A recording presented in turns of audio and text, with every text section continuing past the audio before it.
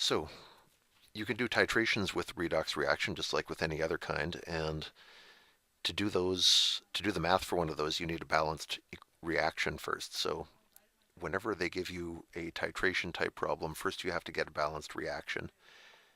And that comes from two half reactions, which means first we have to figure out what is our strongest oxidizer, what is our strongest reducer, and then we'll put them together and go from there.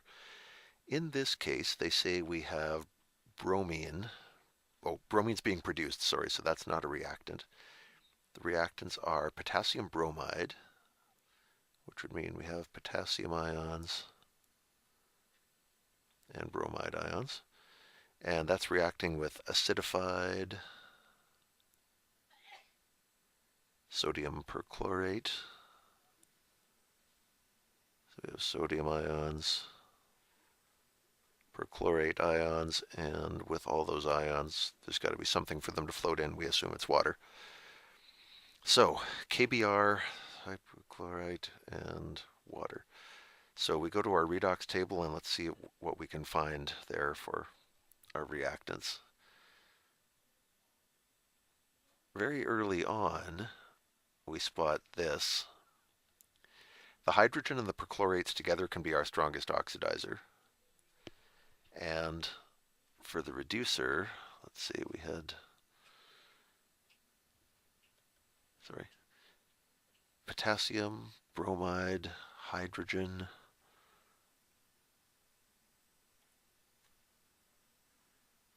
We have potassium ions, but not potassium, so that can't be it.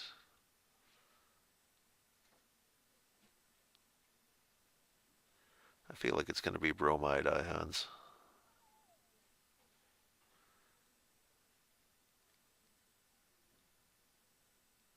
Yeah, I think bromide right there is our strongest reducer.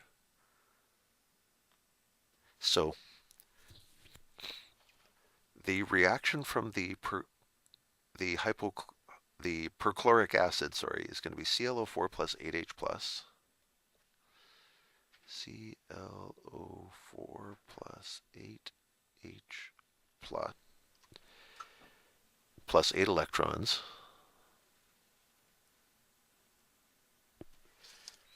And that's going to produce a single chloride and 4 water. And the other reaction was the two bromides, or the other reactant, was the two bromides. This reaction is in reverse from what's in the book, so it's going to produce bromine and 2 electrons. So that's this reaction, but because we had bromide ions, we're starting on the right side, it's going to the left side. Now, these two half reactions together are going to give us our overall reaction, but we can't combine them right now because the electrons are not in balance. This reaction talks about collecting 8 electrons, but this reaction only talks about giving up 2. We have to match those up. The way you do that is we can quadruple this entire bottom reaction. We can say that we have 4 times as much bromide ion. 2 times 4 is 8. 4 times as much bromine, and 4 times as many electrons. 4 times 2 is 8. Now that we've done that, we have 8 electrons here, 8 electrons there. That's how these reactions have to look. And now that it looks like that, we can combine those two half reactions and get our total. The total is going to be, the electrons will cancel out, so we can ignore those. ClO4 minus plus 8 hydrogen ions plus 8 bromides produces a chloride, 4 water, and 4 bromine. Okay, that's our balanced reaction, and we need that because they're giving us amounts of one of these species, and they want us to find amounts of another. They say we had 50 milliliters of the perchlorate. Volume equals 0.050 liters. They say its concentration was 1.2 moles per liter.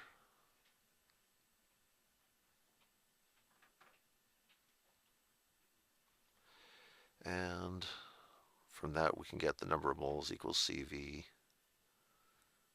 equals 0.06 moles.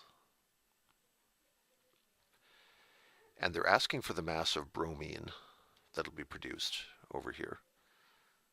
Well, the ratio of these is 1 to 4.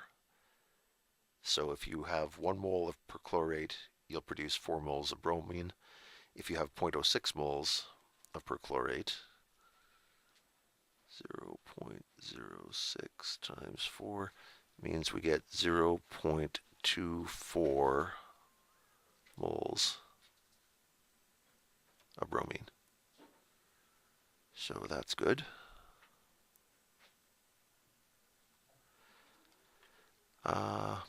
But sadly, they don't want moles of bromine, they want mass of bromine, so one more step. The mass of bromine is its number of moles times its molar mass, meaning 0.24 times 2 times 7990 would be 159.8.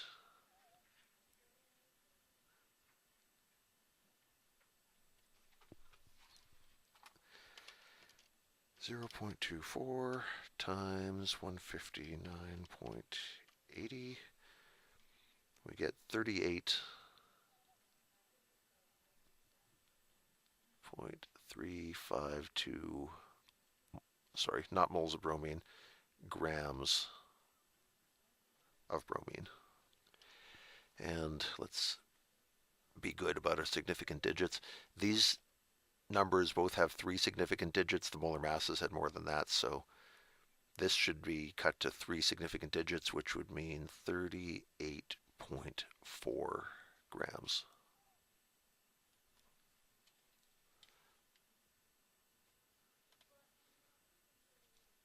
Okay, what do we have here?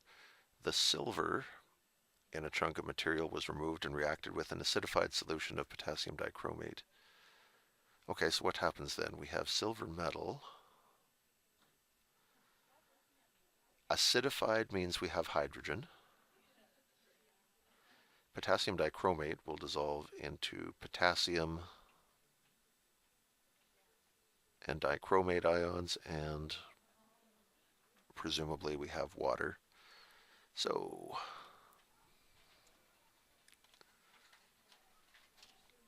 we go to our table, we're going to read down the left side and up the right side and find our strongest oxidizing and reducing agents.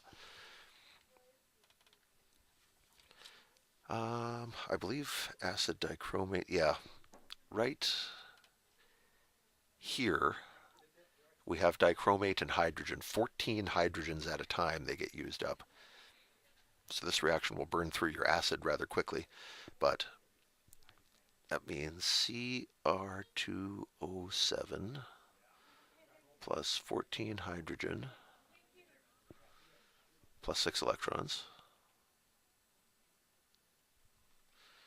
gives 2 chrome 3s plus 7 water. That's our strongest oxidizer. Then for the reducer, I feel like it'll be silver, but let's make sure.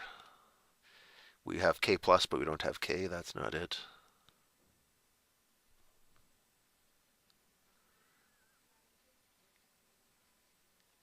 Iron, mercury.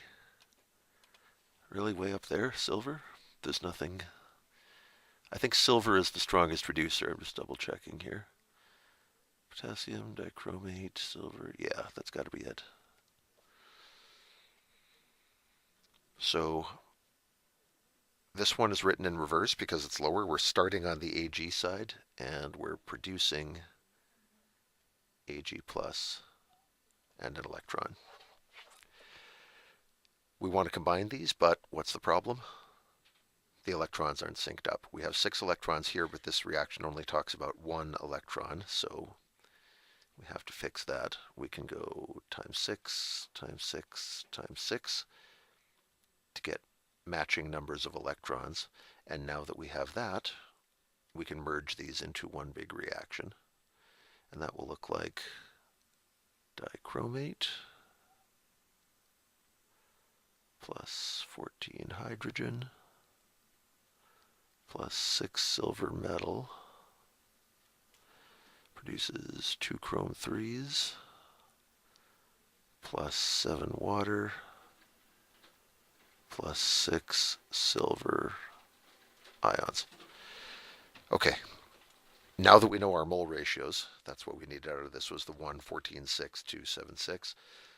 We can get on to the stoichiometry part. They say we have 35.9 milliliters of 0.2 mole per liter K2Cr2O7. The K is not in this reaction, so the Cr2O7 is the interesting part to us. Our concentration here is 0.200. Our volume of it is 0.0359 liters. That means our number of moles of this stuff is 0.2 times 0.0359. It isn't much, 0.00718 moles of dichromate. And they're asking how much silver reacted over here. Well, the mole ratio is 1 to 6, meaning the silver is always 6 times greater than this. So multiply that number by 6, and we get 0.04308 moles of silver. Unfortunately, they don't want moles of silver, they want mass of silver, so one more step. Mass is number of moles times molar mass. Our number of moles is what we just found, 0.04308, and the molar mass of silver is 10787.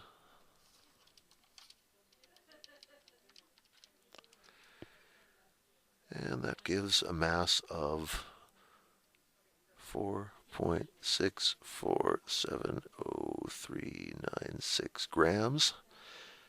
How much of that do we keep?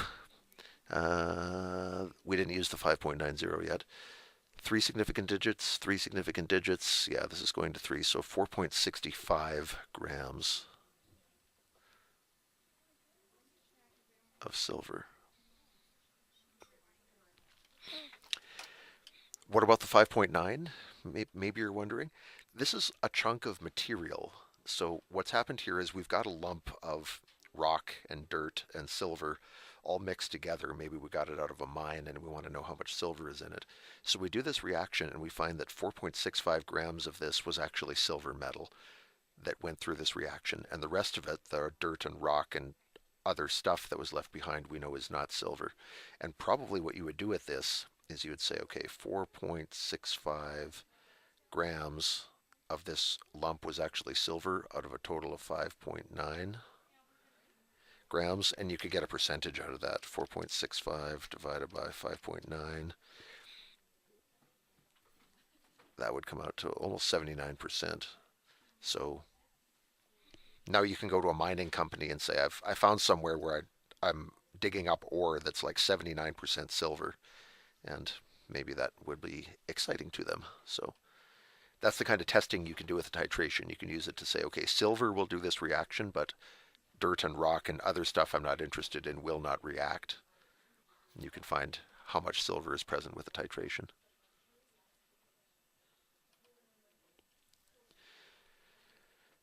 Okay, what have we got here? A solution of tin nitrate. So this reaction uses tin 2 and nitrate ions. Titrated with acidified, that means we have hydrogen. Potassium permanganate, K plus, MnO4 minus, and the old standby water. And what can we get out of this? We need to find our strongest oxidizer and strongest reducer first.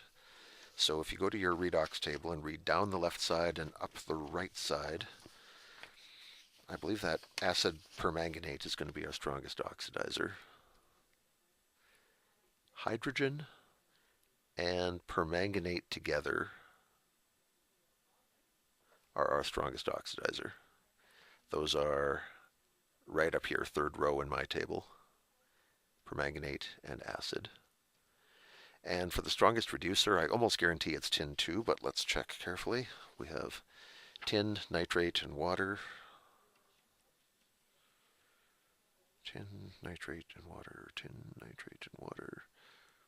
Yeah, it takes a while to get there, but just above the middle of the table, we have tin 2 as a reducing agent. Strongest reducing agent. Now, just to make sure you're looking at the right thing, down here, we have tin metal. That's not it. You have to go a few lines higher than that to find tin 2, which is what we do have. They said they had SN, what was it? Tin nitrate here. This has to be the tin 2 ion because there are 2 nitrates attached to it. So that's what you have to find on your list.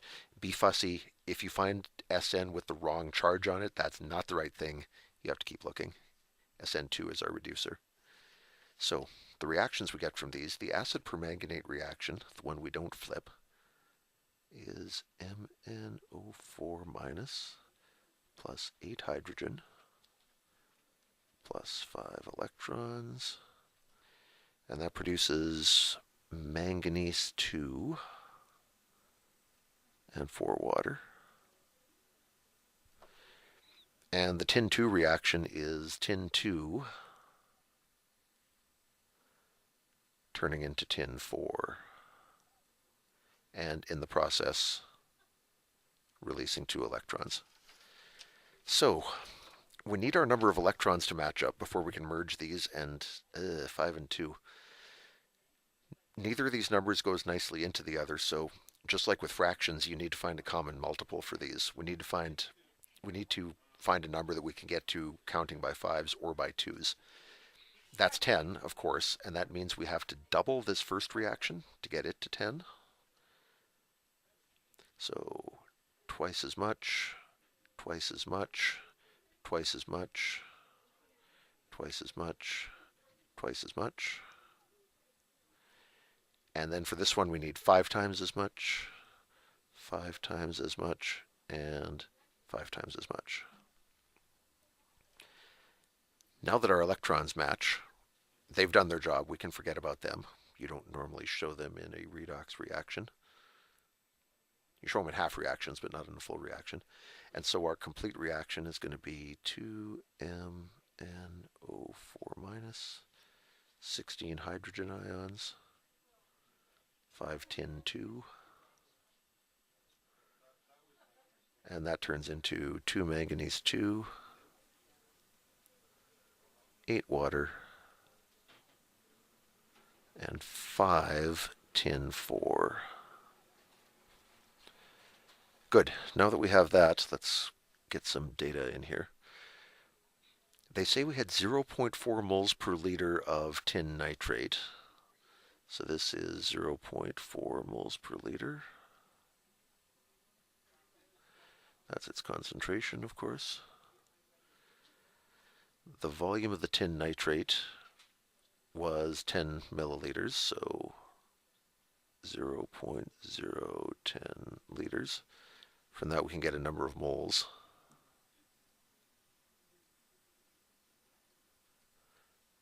Good. And they were adding acid permanganate to that, and we need to find how much. And they did 3 trials here, so we have to do a little more number crunching before we can get on to the stoic part. If this burette went from 8.7 to 17.3, that's a difference of 8.6 mils. So that's how much acid permanganate they actually put in. From 17.3 up to 26 is 2.7 plus 6 is 8.7. And from 26 up to 34.8 is 8.8 milliliters. If you average all of those, you get 8.7 milliliters is the average amount of acid permanganate that they used. which means over here our concentration of MnO4 would be, or sorry, our volume of it, my bad, would be 8.7 milliliters, 0.0087 liters. That's our V. We want its concentration. It's not known right now. And how many moles of this would we have? Can we get that? It's not a really nice number, but yes, we can. The ratio between permanganate and tin is 2 to 5. In other words, whatever this amount is for the tin, the permanganate is 2/5 of that amount. So to make this jump, you go 0.004 moles times 2 to 5. Means for every 5 that you have, I've got only 2. 0.004 times 2 divided by 5. We get our number of moles is 0.0016. That's our moles of permanganate. And from that, we can get a concentration. Concentration is number of moles divided by volume, so 0.0016 divided by 0.0087 liters. We get a concentration of 0.183908. That's probably plenty moles per liter. Now, having got that, let's get our significant digits dialed in. This has 3 significant digits, 3 significant digits. This, I should have kept that extra decimal place. These should be like 8.60, 8.70, so those have 3 significant digits. It's looking like this is a 3 sig dig answer. So instead of 0.1389 and so forth, 0.184 moles per liter would be our concentration.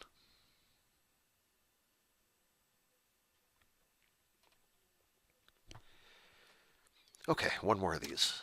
In a lab experiment, they took potassium dichromate,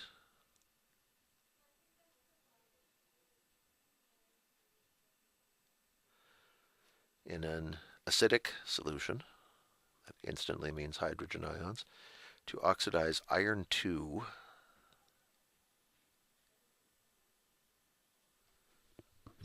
I'm not putting iron 3 because the reaction says we're making iron 3. The redox table will take care of that for us. All I care about here is what chemicals go in, which ones are the reactants. So all these are put into the original mixture, and presumably we have water. And so what happens? If we go to our redox table, we very quickly find acid dichromate. It's the, let's see, 1, 2, 3, 4, 5, 6, 7. It's the 8th strongest oxidizer on my list. Cr2O7 plus 14 hydrogen plus 6 electrons. And that produces 2 chrome 3s and 7 waters.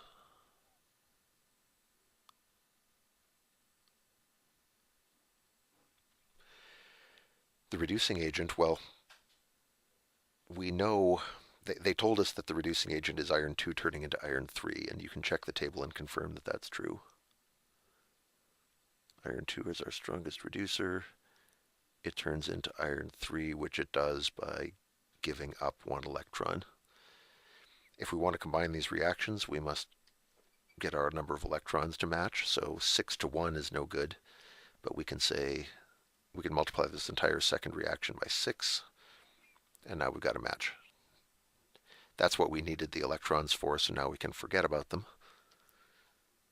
and get that our overall reaction is, add up your left side, add up your right side, Cr2O7. I'm sorry, I wrote 2 plus here. That's incorrect. Dichromate's negative.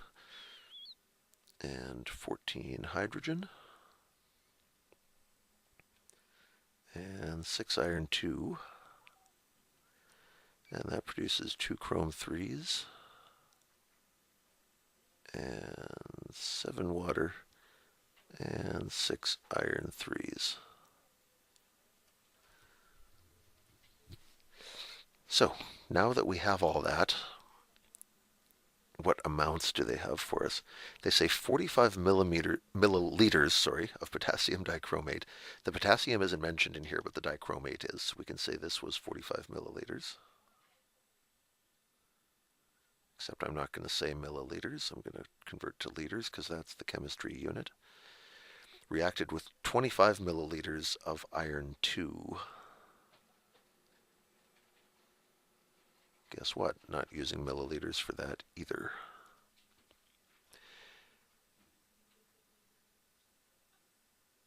And they say the concentration of the dichromate was 0.05.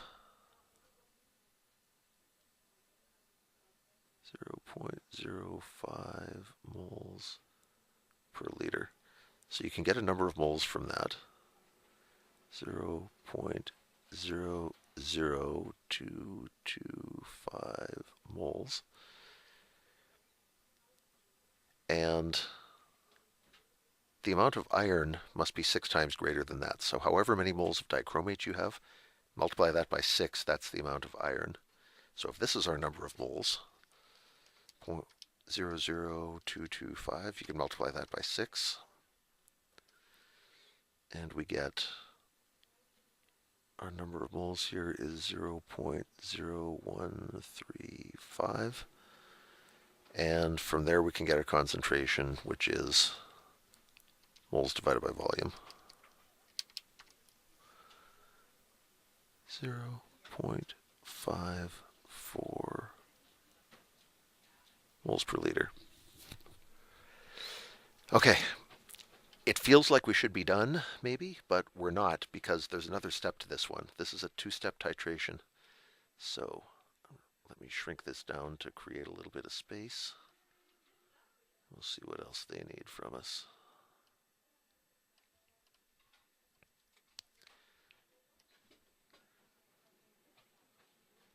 We got that the iron solution had a concentration of 0.54. Now, in the second paragraph, they turn around, they take this iron solution and they use it to titrate something else, which means we get to restart and set up a whole other reaction. This is a 2-in-1. Lucky us. We have iron 2.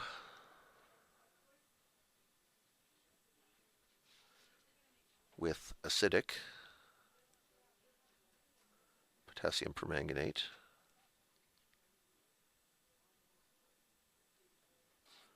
There's probably water.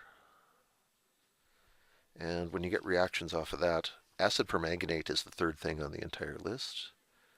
MnO4 plus 8 hydrogen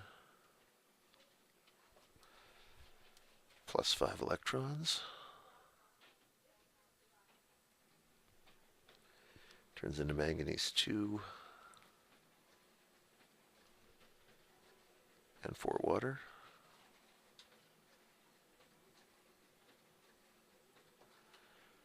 And the other one would be, it's got to be iron 2 turning into iron 3.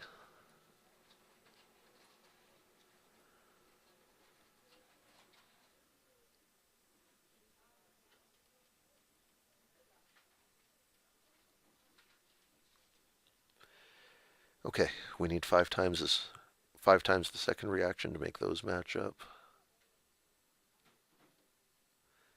And now we can forget about the electrons.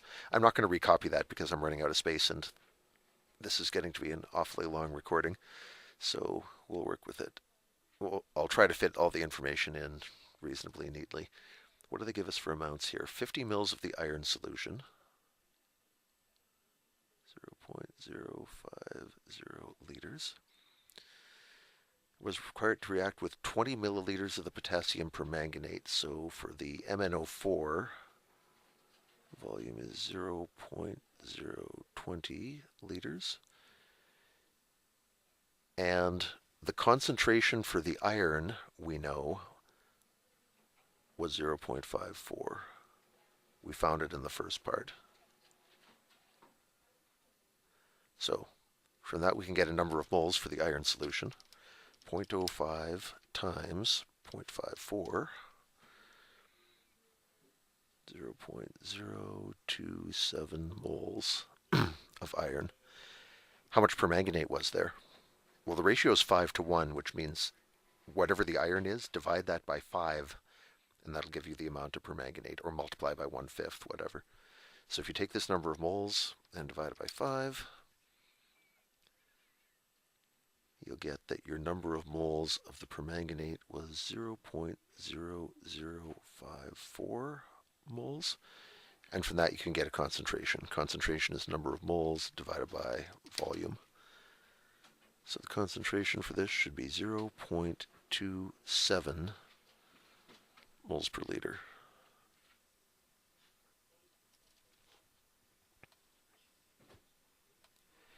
And significant digits, 3, 3, 3, 3. Everything's got 3. So instead of just 0.027, we have to actually pad this out to 3 sig digs and say 0.0270.